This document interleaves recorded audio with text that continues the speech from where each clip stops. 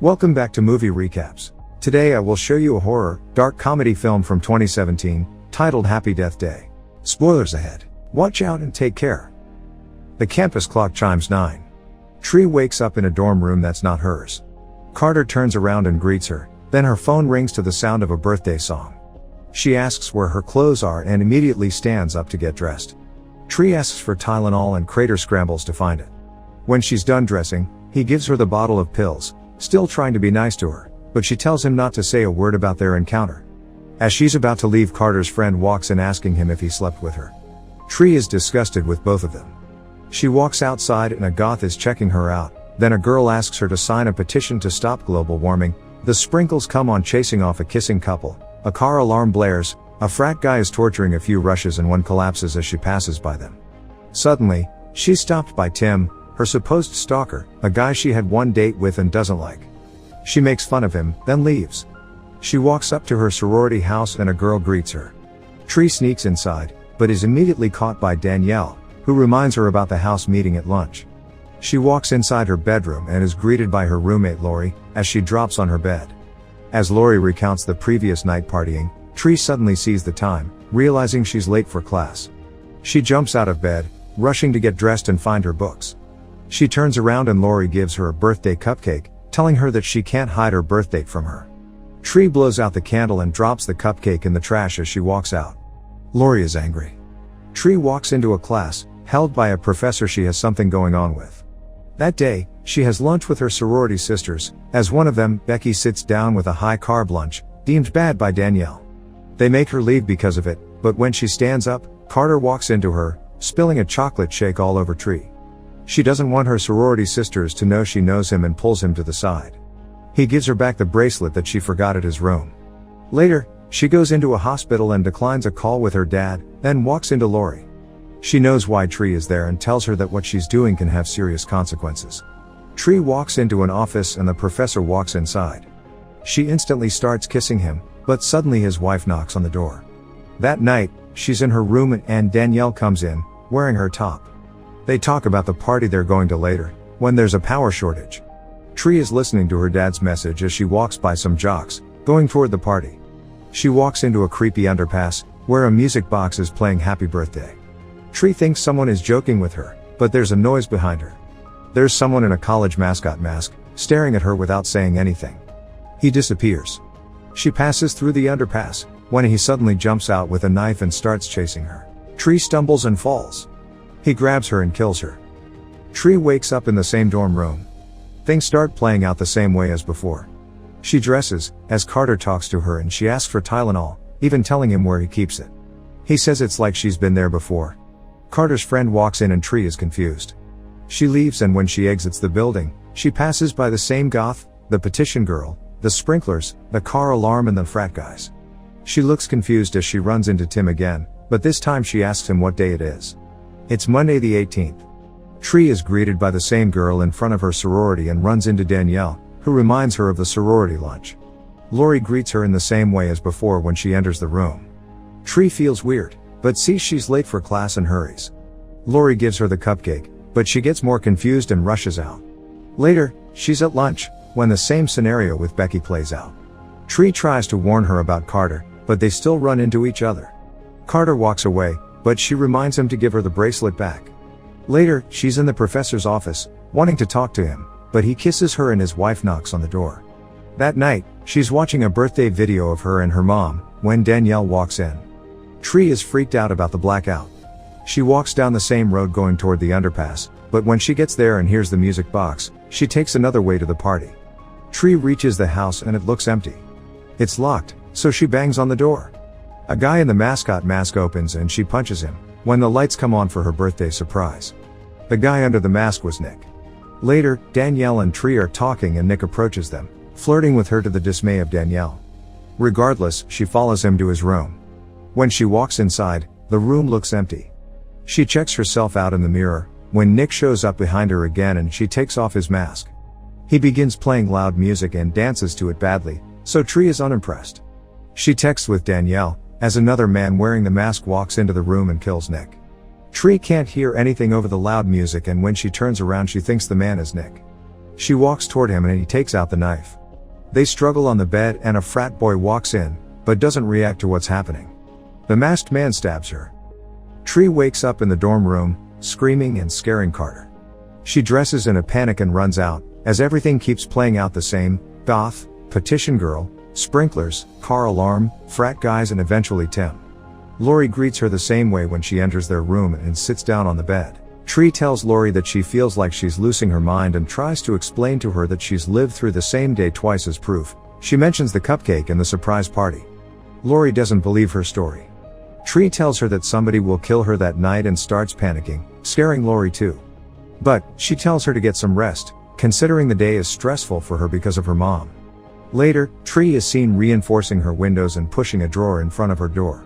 She sees a picture of her and her mom, when suddenly Danielle knocks on her door and there's a power shortage. Tree sits on her bed and goes to eat the cupcake, when she starts looking for the remote. She finds a birthday card and the TV suddenly goes off, then on again showing the news briefly, then off again. She hears a noise in the closet and grabs a hammer, but when she opens it, no one's there. She goes to check the bathroom, but before she can check behind the shower curtain, the TV comes on again. The masked man appears behind her and after a brief struggle, kills her, again. Tree wakes up screaming in the dorm room, scaring Carter. She freaks out and runs off. Everything is the same again: goth, petition girl, sprinklers, car alarm, frat guys. She starts spiraling into panic, when suddenly Carter stops her to give her stuff back. She hugs him and asks him to help her. Next, they're sitting in the college cantina and Carter is trying to wrap his head around what's been happening to her. Her phone rings and he realizes it's her birthday. He tells her that whoever's killing her knows it's her birthday and starts making a list with whomever would have motive for that. He also tells her that they didn't sleep together the previous night. They continue talking about her murderer and he tells her that she has an unlimited amount of time to figure out who's killing her.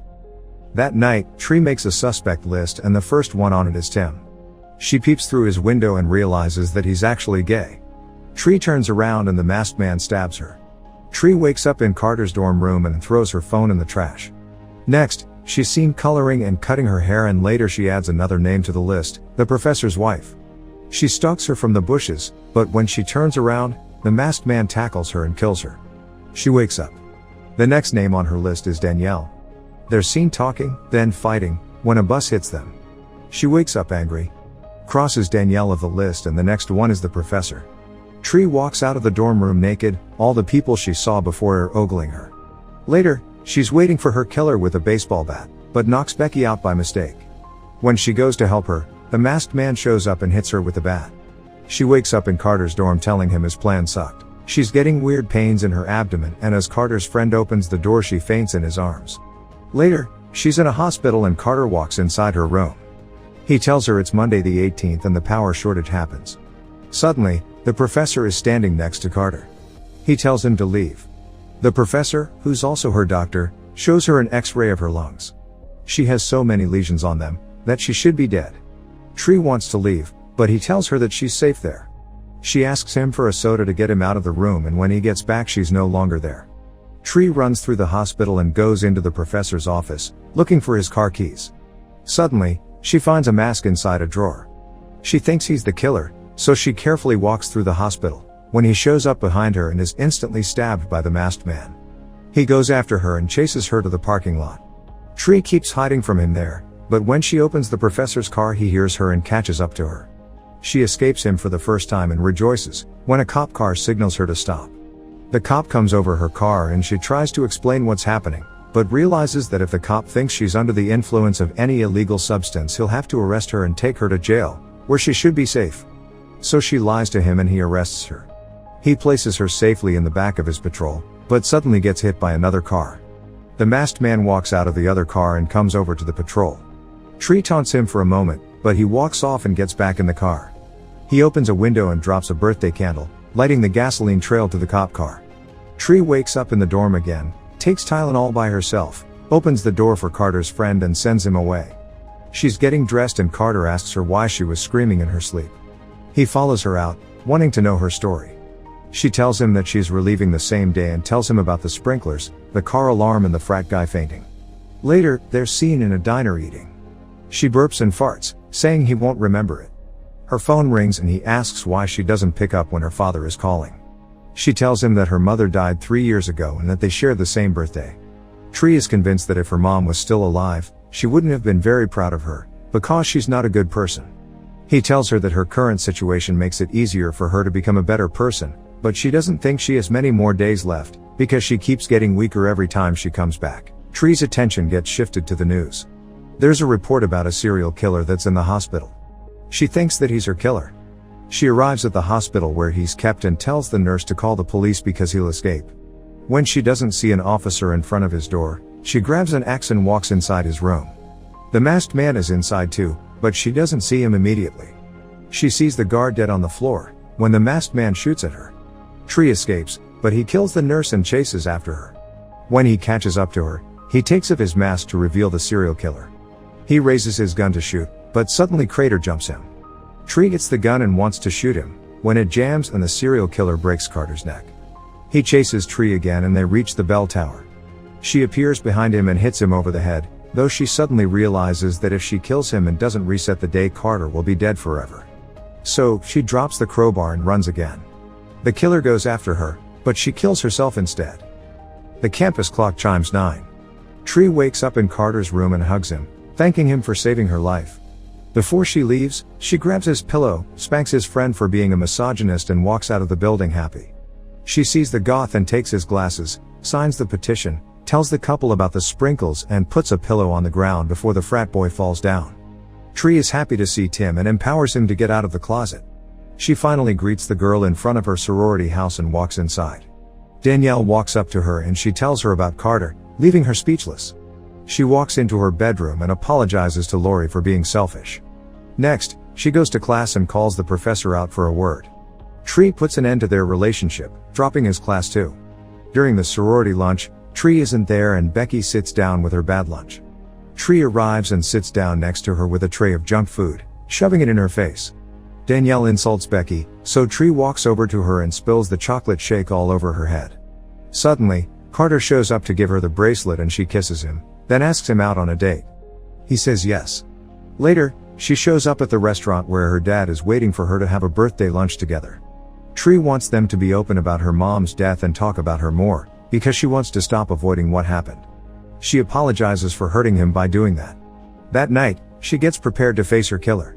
She goes to the hospital and takes the guard's gun. Holding him at gunpoint, she tells the guard to get help because the serial killer will escape. Tree goes over to the sleeping prisoner, seeing that he's restrained, telling him to open his eyes. She wants to shoot, but the safety on the gun is on. He hits her with his pillow, grabs her and takes her knife. They fight, but he's stronger. He gets the knife to kill her, but the alarm on her watch rings. The power goes out and she's behind him with the gun. Tree shoots her killer dead. That night, she lights the birthday candle on her cupcake, while her and Carter talk about what happened. Before she blows out the candle, she wishes for tomorrow. The campus clock chimes 9. Tree wakes up in Carter's room. It's the same day again. She freaks out and runs away. She bursts into her bedroom and starts packing. Lori stands up and goes to give her the cupcake, when Tree has an epiphany. She realizes that she woke up the same day because she died in her sleep. Tree thinks Lori killed her by poisoning the cupcake. But when Tree kept not eating the cupcake, Lori used the serial killer as an opportunity to kill her and get away with it. It was always Lori that killed her. Tree tells her to eat the cupcake and prove that it wasn't her or she'll take it to the police. Lori knocks her down and locks the room. She tells her the reason for wanting to kill her was the professor, because she was in love with him. They start fighting around the room and Lori almost kills her, when she gets distracted long enough for Tree to shove the cupcake in her mouth and then push her out of the window, falling in front of the girl facing the sorority house. Tree and Carter are watching the news in the diner. Her dad calls and she picks up to calm him down. The two of them talk and Carter starts telling her about Groundhog Day, which she's never seen. Make sure to subscribe and turn on notifications so you can watch more videos like this. Thanks for watching.